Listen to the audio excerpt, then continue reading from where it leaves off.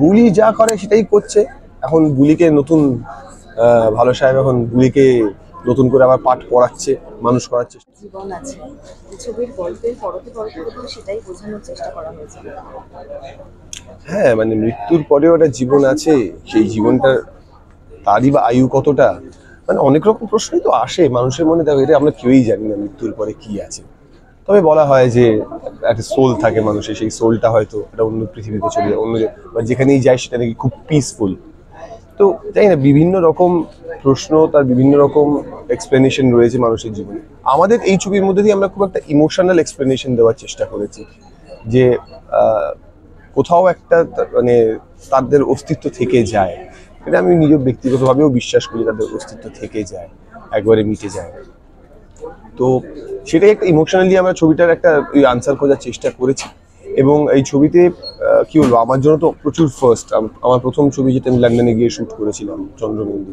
তারপরে অনেক ছবি করেছি, বেশ কয়েকটা ছবি করেছি লন্ডনে, but Chandrabindu was the first film.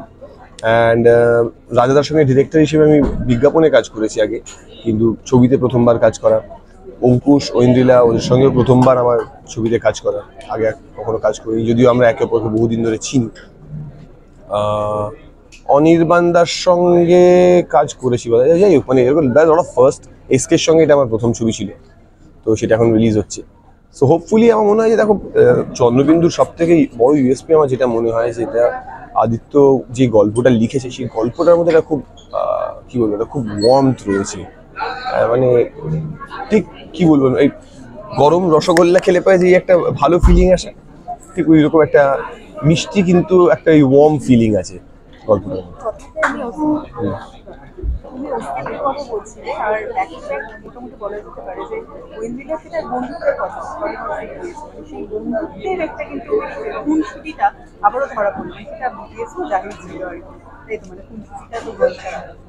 হ্যাঁ, মানে আমি ঐন্দ্রিলাকে তো অনেক পরে, আমি অঙ্কুশকে চিনতাম, ঐন্দ্রিলাকে অনেক পরে চিনি। সে একটা শুটিং করতে গিয়েই বা যেটা হয় আর কি, যে ও দা ঐন্দ্রিলা সেন। হ্যাঁ, তো হঠাৎ করে আমি যে, আচ্ছা কি দা ঐন্দ্রিলা সেন, আচ্ছা হবে হয়তো। তা আমি গিয়ে আমার ওখানেই আর কি ওর সঙ্গে ভালো করে আলাপটা হলো। এবং আলাপ হওয়ার পর দেখলাম যে ঠিক আছে, টপ ফ্লোরটা একটু খালি, ঠিক ভালো মিনিট ভালো। মৃত্যুই মুক্তি কথাই বলে। তো কাছের মানুষের চলে যাওয়াটা যদিও মেনে নেওয়া যায় না, সাহিত্য তুমি কি এটা মনে করো যে মৃত্যু পেলে মুক্তি সত্যি হয়? মৃত্যু পেলে মুক্তি, আমি জানি না মুক্তি কিনা, নাকি অন্য একটা কোনো জগতে গিয়ে আটকে রইলাম, ফিরে আসতে পারলাম না আবার, ব্যাস, তবে মৃত্যুই প্রিজন হয়ে গেল, যাবজ্জীবন হয়ে গেল।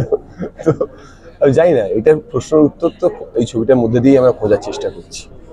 এবং শুধু খোঁজার চেষ্টা করছি না, একটা এক্সপ্লেনেশনই দিচ্ছি যে কোথাও তো একটা আলাদা একটা জগৎ হয়তো আছে। ভালো থাকলে যেমন খারাপ থাকে, অন্ধকার থাকলে যেমন আলো থাকে, তো জীবন থাকলে তারপর নিশ্চয়ই মৃত্যুও থাকবে।